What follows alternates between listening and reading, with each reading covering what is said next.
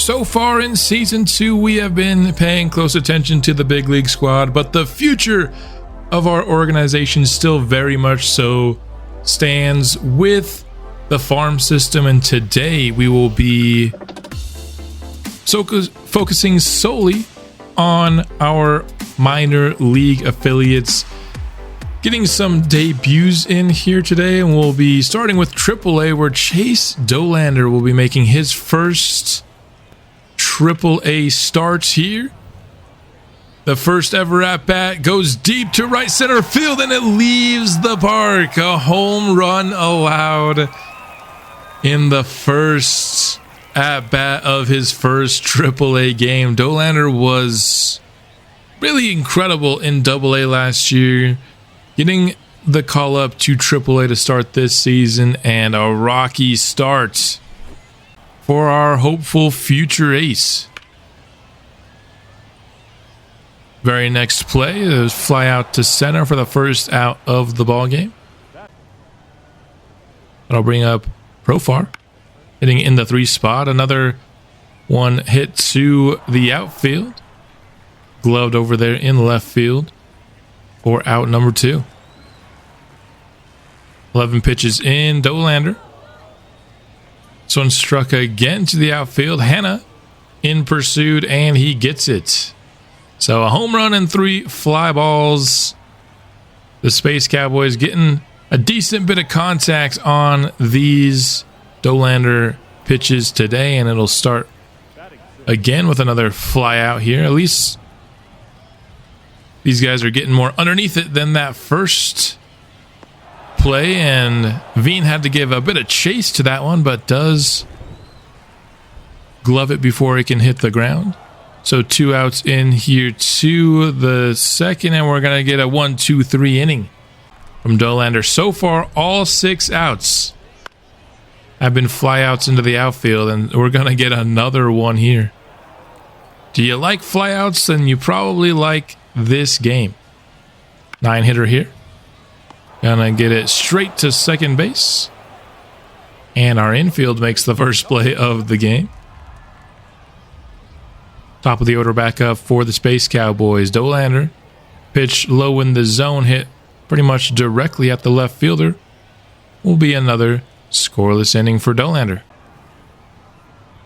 No strikeouts here for him, and that was something he did really well at in AA last year. Can allow a leadoff single here right up the middle to the second hitter for the Space Cowboys. I'm not going to pretend to know how to pronounce that name. 5-4-3 double play here right after that single was allowed. The very next play, you gotta love it. Play so nice, you gotta see it twice. The double play, always a nice defensive highlight. 2-2 pitch here. There's the first strikeout of the game. Comes here to end off the 4th inning. Dander has rebounded well from a leadoff home run in this game. Can he get a little bit more run support is the question here as we get to the 5th inning. Melton gonna hit it softly to first, and Dander covering the base gets out number 1 of the 5th. That'll bring up Whitaker. Hit to the outfield once more, but once again underneath it. So Zach Veen makes the easy play over in right field. 50 pitches down here. 2 outs, bottom of the 5th. And a light tapper to third. Shunk makes the throw over to first. And we're out of the inning cleanly. Dander not only getting these scoreless innings, but he's doing so in very little pitches, averaging just 10 pitches an inning so far, which should help him go far in this game should he continue to play at this level. Broken bat here and a pop-up to Levine at first base. 2 gone here, bottom of the 6th. Can we get through this one in under 60 pitches? It looks like we can. Hannah settles underneath this fly ball and gloves it cleanly. And there you have it. Just 2 hits allowed through 6 innings. One of them, of course, was that home run, but really been taking care of this Space Cowboys lineup ever since. Another fly out here will get out number 1, bottom 7. Dolander will get another fly out here. I mean, I don't know how many flyouts that is in this game, but it's got to be the most we've seen so far in this series easily. That'll be the first walk allowed here after 7 2/3 innings. And that's going to end the day for Chase Dander. That's surprising. I feel like this game usually, if anything, waits too long a little bit to bring pitchers out. I would have at least let him finish off the 7th there. I don't think allowing your first walk, still having your pitch count in the 60s, warranted a pull there, but in the end, it will be a victory for Chase Dander here in his first start. Just 1 strikeout on the day, surprisingly, but a good game. Now let's head down to Double-A, where we will see number 3 overall pick, the first pick of our franchise, Rafael Murillo. There is some push to get Murillo all the way up to the major league already, but we are going to do what's best, I think, for him. Let him have a little bit of time down here at the minors just to maybe boost up his ratings a little bit more. Our team at the major league level probably isn't really good enough to take advantage of his skill set, so I think if we let him mash in the minors for this year, he could come out next year and be an even better player for us. A second hit of the day for Murillo. A couple of singles here. Top of the 5th now. Murillo strikes out on the slider. Just missed that pitch. Will be the first time he's struck out in his professional career. This one's lifted to center, but not quite enough juice on it. So it'll be caught over in center field. 2 for 4 today. Yard goats up 4-0. Top of the 9th. Full count pitch will be a ground out. So 2 for 5 in Murillo's debut. We also had pitcher Michael McGaffin on the mound today. He pitched a complete game shutout. I want to see him a little bit further on in the episode, but we're not done taking a look at Rafael Murillo. I want to get 3 games, I think, worth of hitting from him. He's going to start this one with a fly out to center.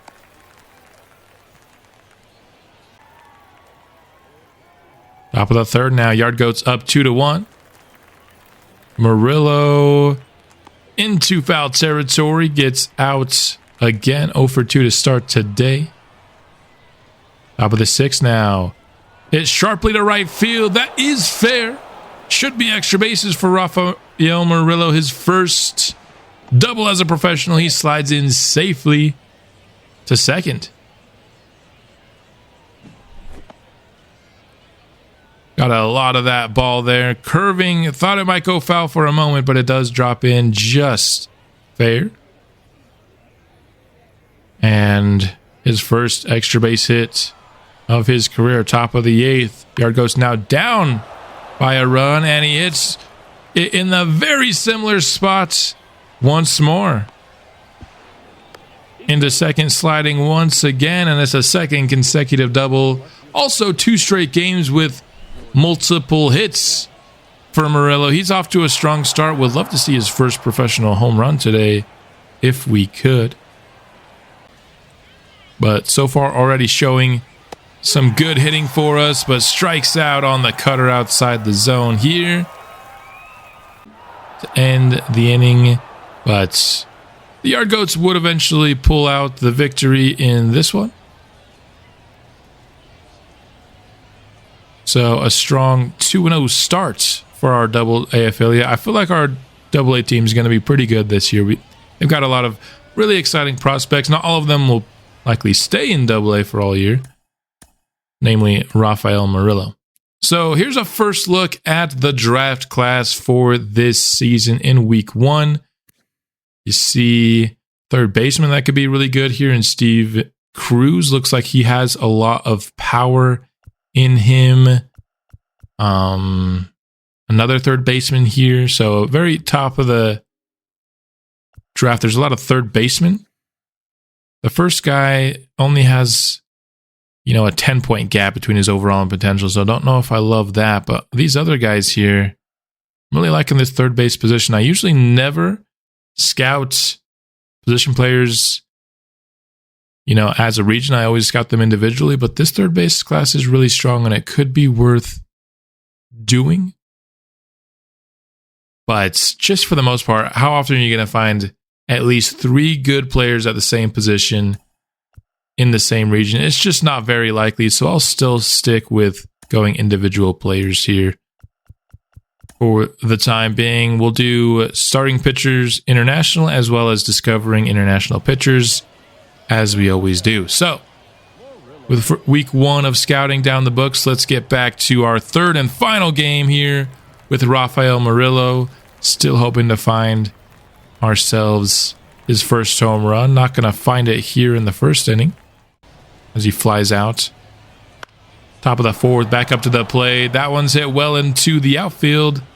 It'll be another hit for Murillo. He's racking up the hits really nicely so far. Just hasn't been able to get it to leave the yard yet. This one's popped up. Would have been a nice opportunity to pick up his first RBI here. Top of the 5th, but he'll have to wait a little longer. 1 for 3 today. Yard goes up 5-3. That one hit to right field, and he picks up his first RBI here. He's been hitting those balls over to right field opposite very often. That's been really his best hits so far in the episode. We'll love to see him pull one to left field and leave the yard with it. Top of the 8th, bases loaded. Now this is the time you really want your first career home run. Not going to be a home run, but it's going to be a massive play. Left center field, up against the wall. That should bring home multiple runs. And Murillo slides into third base for a triple. Only speed in the 50s. Not going to get a ton of those, but a base clearing triple picks him up 3 RBIs. The game didn't want to show a replay of it, but how can you not show a replay of a base clearing triple? Just an excellent play from Rafael Murillo. This guy is going to be special for this organization for a long time. Not going to see his first home run today, but he still showed us plenty of why we should be excited about the number 3 overall pick, showing us that it might not take too long before he makes his MLB debut. The Yard Goats would pull off the victory. No surprise if you saw the score there in the 9th inning. But 18 hits for the Yard Goats today, 12 runs scored. Murillo with 3 of those hits and 4 of those RBIs. So he was awesome. Brian Doe with a home run today. Week 2 of scouting. Steve Cruz looks pretty good here for us. He has dropped 10 ranks, but I'd still say I'm interested in finishing off this profile. Looks to be at least okay with contact and plate skills. Good power, good arm. I want to get that up to 100%. So in week 3, we do get that up to 95% at least, and he's back up to the 4th ranked prospect on our board. So here's the first player that could be on the list for us in play at number 4. Kevin Sanchez. We'll scout him next, a switch hitter with some serious offensive potential. Week 4 here, he looks to be not nearly as good as we were hoping. We're going to switch up our discovery to Central. That is the second best pitcher region of this draft. Unsurprisingly, it almost always is Central. But time to find another player to scout here. And his first and third base are honestly 2 really good positions in this draft. Darryl McHugh is another guy that I am interested in scouting. Week 5, once again, not looking nearly as good as he did once we've scouted him a little bit. That is unfortunate. Here's a center fielder in Jason Lindsay that I'd like to get scouted here in week 5. And then to end off the episode, there is one more guy that I want to look at his play before we finish off our simulation and take a look at how our organization is stats-wise. Michael McGaffin had a complete game shutout in his first ever appearance. Hasn't been excellent since then, but we're hoping he can have a strong performance today as he starts this game out with a strikeout. 0-0 pitch here to Holton will be flight out to right field, where we've got Benny Montgomery playing, as we have Doe in center field. This one lifted to Brian Doe, the aforementioned number 37 overall pick. Not going to see him with his at-bats today, but we'll definitely find a spot later on in the year when we can take a look at Brian Doe. Another fly out here. That's been the theme of the episode when we've looked at the pitching. This one hit on the ground to Murillo. First chance looking at him play the shortstop position. Makes the routine play there. 2 gone here, top of the second, excuse me. Lazy fly ball to Brian Doe. That will end the inning. McCallahan up next here. That pitch left a little bit over the plate, but Jordan Beck will make the play in left field for the first out. That'll bring up Soretti. Not hitting well so far this year. Under 150. This one almost leaves the yard, but it will be caught on the warning track by Brian Doe. We might not be seeing any at-bats from Brian today, but we're certainly seeing him make a lot of these plays over in center field. He's had himself a lot of action today. A lot of these flyouts.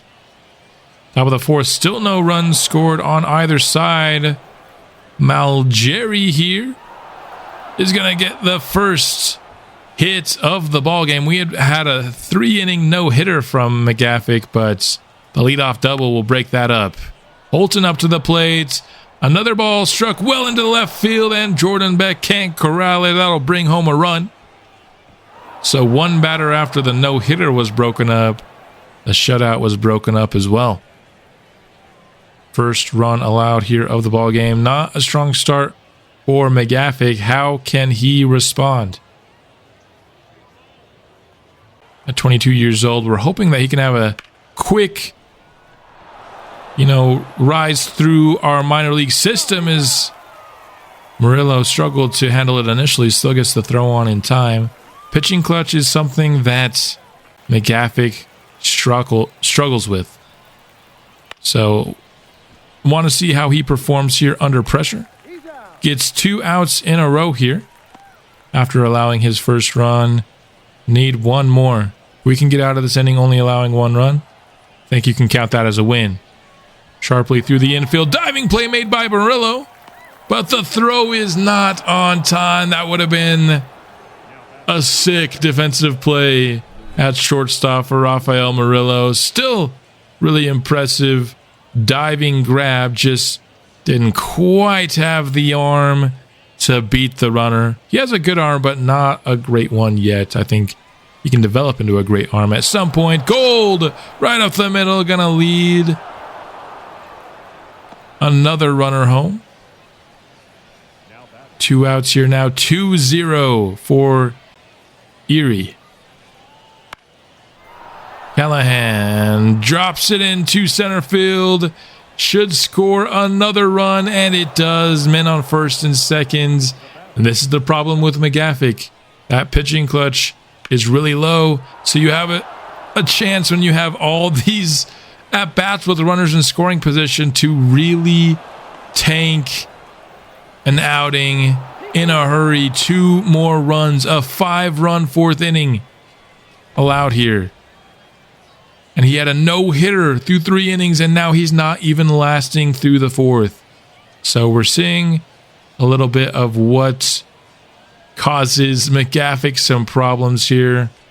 Had a strong start to the game, though. Can't forget that, but really, really got to keep working on that pitching clutch that's going to be something that might keep him down forever, because if you're playing a Coors Field, the offense doesn't need any help with runners in scoring position. So that clutch is going to have to get better before he gets called up.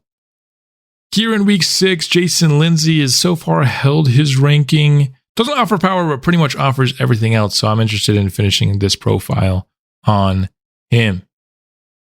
Could be a really good leadoff hitter in the future.